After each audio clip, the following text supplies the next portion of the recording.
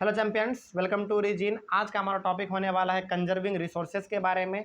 इस टॉपिक में हम लोग ये जानेंगे कि आखिर हम लोग अपने रिसोर्स को किस प्रकार से बचा सकते हैं, है ना। किस प्रकार से उसको ज़्यादा हम लोग बर्बाद ना करके किस प्रकार से हम लोग उसको बचा सकते हैं, इसके बारे में आज हम लोग जानेंगे। ठीक है, तो शुरुआत करते हैं हम लोग।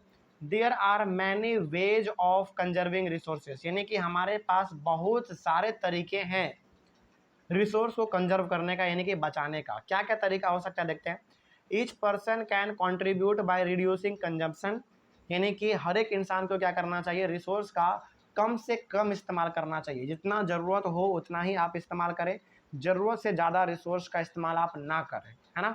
तो रिड्यूसिंग कंजम्पशन यानी कि हम लोग उसका कम इस्तेमाल करेंगे, जितना कम से कम हो सके उतना कम इस्तेमाल करेंगे।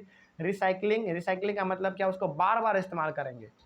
जैसे फॉर एग्जांपल मान लीजिए यदि मैंने एक बोतल खरीदा है, यदि मैंने एक बोतल खरीदा है, तो उस बोतल को हम क्या करेंगे, बार बार इस्तेमाल करेंगे। ऐसा नहीं कि 6 महीने इस्तेमाल करके हम उसको फेंक देंगे, फिर ऐसा नहीं होना चाहिए, है ना। उसको हम लोग बार बार इस्तेमाल करेंगे, उसको हम लोग रिसाइकल करेंगे, है ना।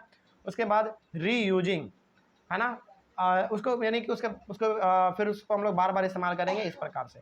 रिसाइकलिंग का मतलब यहाँ पे हालांकि आप ये भी समझ सकते हैं कि हम लोग यदि कोई चीज़ मेरा बेकार हो जाता है ना, तो उसको हम लोग रिसाइकल कर देते हैं, यानी कि उसको हम लोग बदल के कोई नया चीज़ बना देते हैं। तो वो हो गया हमारा रिसाइकल। इससे होता है क्या, हमारा इससे ये होता है कि एक ही चीज़ से हमारा दूसरा चीज़ बन जाता है पिघाल के, है ना, पिघला के।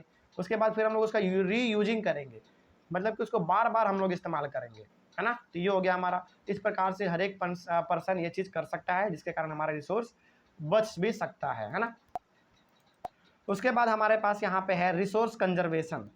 रिसोर्स कंजर्वेशन क्या है देख लेते हैं। Resource conservation refers to careful and limited use of resource. Resource conservation का मतलब ये हो गया ना कि रिसोर्स को आप जितना ज़्यादा से ज़्यादा सावधानी के साथ इस्तेमाल करें उतना बेटर रहेगा।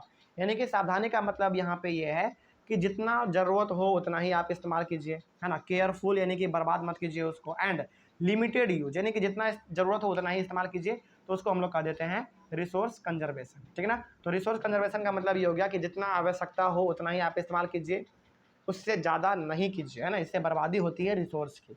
तो ये हो गया हमारा रिसोर्स कंजर्वेशन। उसके बाद फिर आपके बुक में छोटा सा टर्म दिया हुआ था सस्टेनेबल डेवलपमेंट। ये क्या होता है देखते हैं इसके बारे में।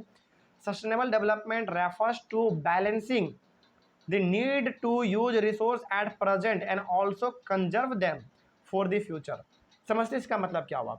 सस्टेनेबल डेवलपमेंट का मतलब ये होता है ना कि अभी जो आपके पास प्रेजेंट में जो रिसोर्स है उसका आप इस प्रकार से इस्तेमाल करें कि प्रेजेंट में आपका नीड भी पूरा हो जाए और आने वाले जनरेशन के लिए भी रिसोर्स हमारा बचा हुआ रह जाए। यही हमारा होता है सस्टेनेबल डेवलपमेंट। यदि हम लोगों को सस्टेनेबल डेवलपमेंट यदि एक सेंटेंस में बताना हो तो हम ऐसे बताएंगे कि ऐसे रिसोर्स जो कि हमारे प्रेजेंट में अभी फ़िलहाल उसको हम लोग इस प्रकार से यूज करेंगे कि हमारा अभी ज़रूरत भी पूरा हो जाए, इसके साथ ही साथ हम लोग उसको बचा भी लें ताकि आने वाला जनरेशन उसका इस्तेमाल कर पाए।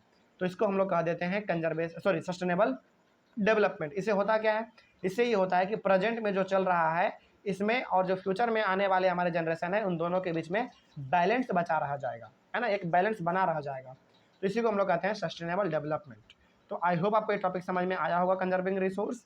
और यहीं पे हमारा चैप्टर एंड होता है। यदि इस चैप्टर से रिलेटेड कहीं पे भी यदि आपको कोई डाउट है तो आप कमेंट करके पूछ सकते हैं।